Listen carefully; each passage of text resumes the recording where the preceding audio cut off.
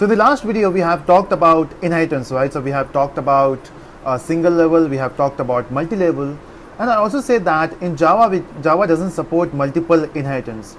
Now why exactly it doesn't support? So let's say we have a class C. Okay, so we have a class C here, and in this class C we have a method called as, we don't have any method, let's say.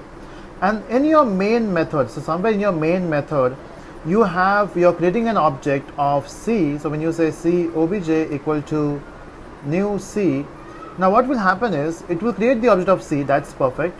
But when you try to call obj.show, but unfortunately we don't have a show method in C, right?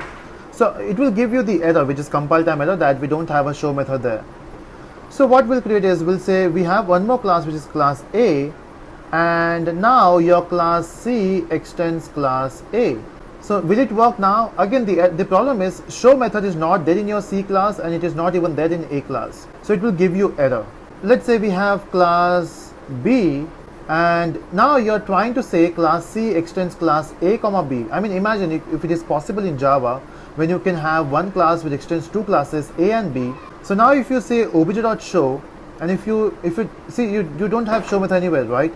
Now if you have show method in B, so it will try to call the show method of B, because we don't have show in C, so it will try to call the show of B.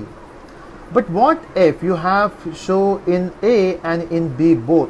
So you have a method show in A class and in B class, in both the classes. And now when you are creating object of C here, so when you're creating object of C here and you're trying to call show, which show it will call? So that's a real confusion, right?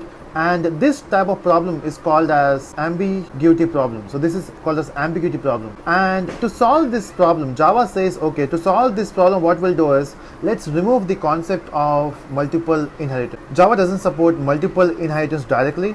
So it does, but that we'll see later how it supports indirectly. But using classes, you cannot achieve multiple inheritance. Simple, right? So yeah, that's it about this video. We have talked about multiple inheritance. Let's talk about something else now.